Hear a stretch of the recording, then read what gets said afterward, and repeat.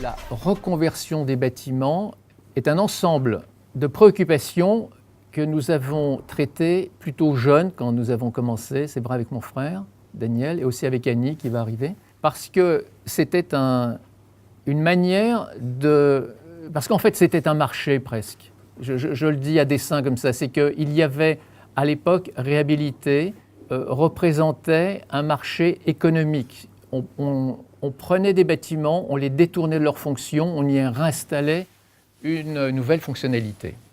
Et aujourd'hui, je pourrais presque dire que nous serions presque des repentis de la réhabilitation. C'est un garage qui est vers la République qui a accueilli les locaux de Libération. C'est un vrai parking, on n'a pas cassé la rampe à l'époque et ça a très très bien marché pendant 30 ans. Aujourd'hui, ça va devenir un hôtel. Des silos dans la Haute-Marne qui étaient évidemment des silos agricoles devenus une médiathèque. Pour ceux qui se souviennent du chocolat Poulain à Blois, la chocolaterie est devenue une école du paysage. Et les trois bâtiments dont je viens de vous parler, il y avait une forme de génie du lieu qui nous a permis, c'est un peu comme au judo, vous voyez, vous êtes le petit qui fait tomber le gros, et avec assez peu d'éléments, on a réussi à reconvertir une nouvelle fonction d'une ancienne fonction. Un bâtiment qu'on est en train de réhabiliter, ce sont deux bâtiments. Le principal est un bâtiment de deux architectes, Raymond Day et Claude Parent, pour inciter à faire du logement, à Paris mais dans toutes les villes. Il y a la possibilité d'acheter à 20% de la valeur des bâtiments de cette importance placés en plein Paris. Mais le deal, c'est de dire, c'est du bureau, vous en faites du logement. Je peux vous parler de la dette carbone qu'on va s'offrir sur un bâtiment comme celui-ci.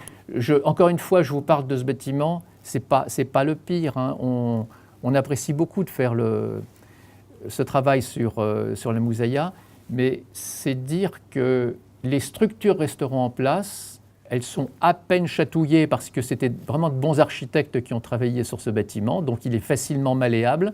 Par contre, à partir du moment où on fait rentrer toutes les normes que nous digérons sans cesse et de plus en plus nombreuses, l'acoustique, la thermique, l'amiante, les ascenseurs, les escaliers, à chaque fois l'addition va s'élever et ce très beau bâtiment, enfin très beau, à la fois brutaliste et intéressant de Claude Parent et de Raymond Day, va coûter le prix d'une construction neuve et même un peu au-delà du prix d'une construction neuve.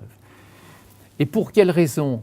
C'est parce qu'à l'époque, on ne se souciait pas d'anticiper cette fameuse reconversion. Or, on sait depuis très longtemps qu'un bâtiment a plusieurs vies.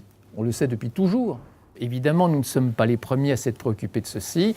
Je peux vous parler pour ceux qui ont connu Georges Morios et Bernard Cohn, tout jeunes avec beaucoup d'innocence et beaucoup d'énergie, ils ont essayé de faire les Marelles, qui étaient aussi aidés par le ministère de la Construction. Et qu'est-ce qu'ils ont fait ? Ils ont dit poutres, poteaux, on fait passer les fluides, on travaille avec les habitants. Et je crois qu'ils ont réussi à monter peut-être un immeuble qui existe toujours, je crois, mais ils n'ont jamais réussi à aller au bout de leur programme. Les gens commencent à se parler, on se rend compte qu'il y a de nouveaux modèles. Et à partir du moment où les architectes ne restent pas entre eux, il est vraiment possible de croire que les choses vont changer. La question du mode constructif, la question de l'industrialisation. Dès qu'on parle d'industrialisation, mais chez les vieux profs, on va dire « Ouais, t'as vu, prouvé, il s'est planté terre ». Ces questions-là sont essentielles parce que ça veut dire que là, on a fait des résidences sociales en masse, on a construit, alors c'était façade porteuse, c'était refend, une fois tous les deux. Dernièrement, ce qu'on développe beaucoup, c'est ce qu'on appelle les volumes 3D, c'est-à-dire c'est les bungalows qu'on va empiler les uns sur les autres, et ça a énormément de succès. Le poteau dalle nous paraissait être une solution assez évidente. On peut la faire en acier, on peut la faire en béton, on peut la faire en bois. Chaque fois, ça pose un problème, mais l'un peut résoudre l'autre. Donc, on a défini 7 principes, mais c'est 7 principes parce que c'est Canal. Ce serait 9 si c'était Pascal Lamy, ce serait 12 si c'était l'un d'entre vous, c'est égal. Ce n'est pas une méthode, c'est issu d'une réflexion avec les ingénieurs Vinci, avec notre propre expérience, en interrogeant pas mal de gens. Ce que je veux surtout dire sur ce plan-là, étudiez-le, les logements ne sont peut-être pas encore très fameux, Ils sont pour la plupart du temps traversants. Ça, c'est le dessin. Donc vous avez vu les courants d'air et la lumière qui rentrent plus profondément à 2,70. 2,70 les plateaux, donc on a gagné 20 cm. Mais en même temps, quand on fait du bureau en n'étant pas à 3,30, on va gagner un niveau au 4e étage. On extrait les escaliers, les fluides, les pontons qui nous font arriver à l'intérieur des plateaux. Il y a balcon ou pas balcon. Le procédé constructif, vous l'aurez compris, c'est poteau-dalle. C'est une dalle qui autorise à faire des percements. Merci, des percements. Ce qu'on peut apprécier, c'est qu'il y a, pas des coursives, mais des pontons qui font accéder soit au logement, soit au bureau. Évidemment, espace ouvert ou espace fermé.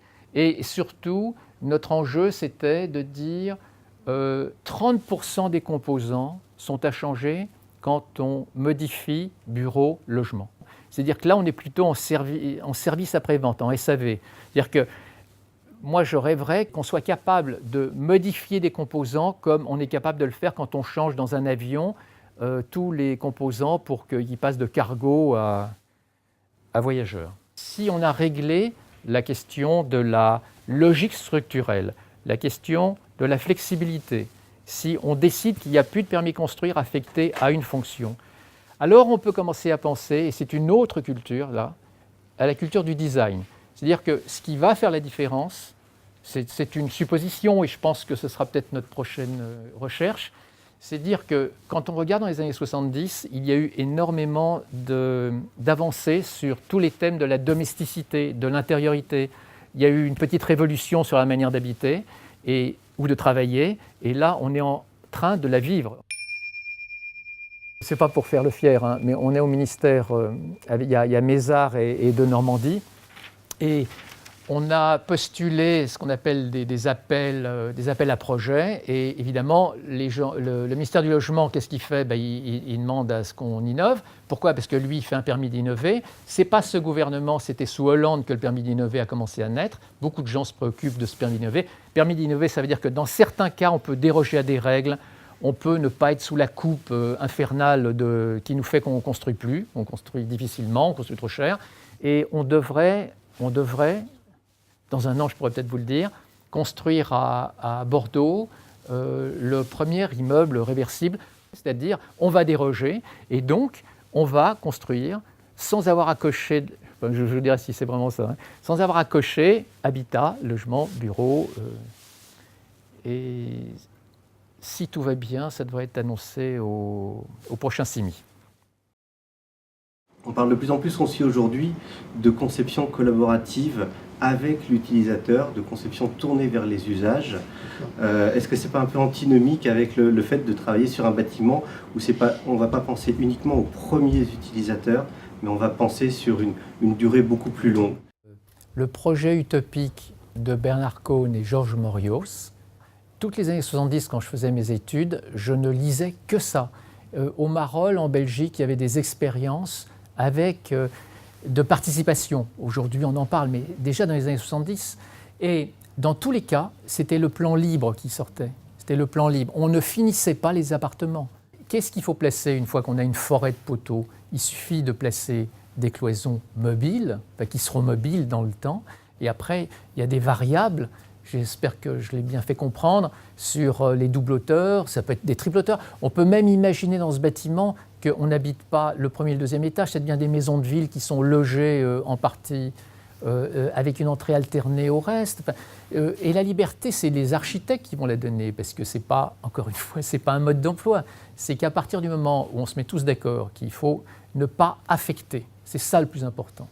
Enfin, si c'est un combat, il est là. C'est de bouger ce fameux document CERFA, de dire, avec toutes les complications, je vous parlais de Bercy, qui est à mon avis la plus grande, hein, mais de dire il est possible de construire. On ne fait que construire. Et d'ailleurs, mon copain Bouchin, lui, son agence s'appelle Construire.